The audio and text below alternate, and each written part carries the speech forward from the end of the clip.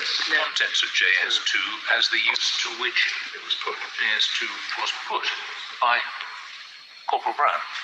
Well, yes, but in one sense that's of some importance in the sense that it demonstrates, in one sense, how important JS2, because JS2 was raw data which was then presented by Corporal Brown through effectively his own interpretation of it. So that's why the summary is there, because he was effectively presenting the evidence. Where do we find a summary of the contents? I'm not sure there's a... Sorry. I think it's fair to say one doesn't. My Lord, I have done a trail to find out exactly what was on JS2, and I've recently seen what appears to be JS2, which entirely fits the summing up. But I can tell you what it contains now, or wait until I begin. It would be helpful for us to know what it contains. Yes. And perhaps, Mr. Sudley, if I say what I believe it contains, Mr. Sudley can then take instructions. My Lord, what JS2 was the disk, as I understand it, and then from that disk, Corporal Brown drew up a spreadsheet, various spreadsheets. Now, the first spreadsheet consisted of texts.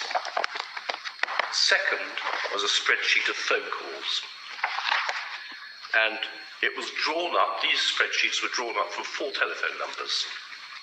That is to say, Mr. Chow's phone number, the deceased's phone number, Mr. Palmer's phone number, and Mr. Campbell's phone number.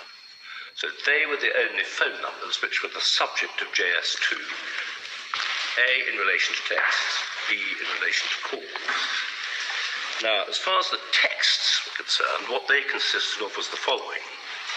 Text between the deceased and his girlfriend on the 14th and 16th of August 2011. 16th of August 2011, that being the day of the killing, we say.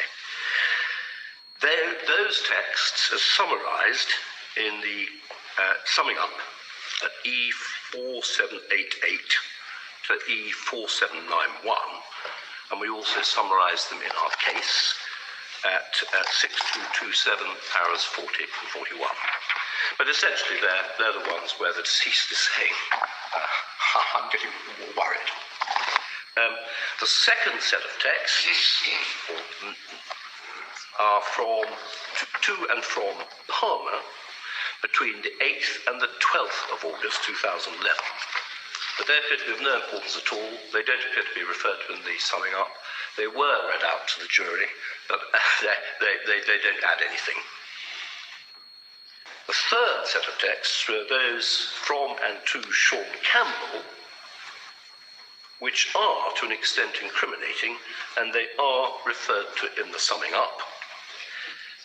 They suggest that on the day of the killing, but before the killing, Campbell knew that the deceased was going to be executed. He had to die. And they suggest that after the killing, he knew the killing had taken place and they needed to get away. And you can see a summary of those texts in summing up at 4989 to 4991. That's where they're set out and explained. And importantly, my lords, it is a point. You may have wondered, what about the other defendants? Now, it does seem as if texts were collected from the other defendants' phones, but they, after the voir dire, were excluded. And that, therefore, means there are no texts passing from St. John, passing to and from St. John, or Jones, or Shane Williams. They were originally in the original exhibit before it got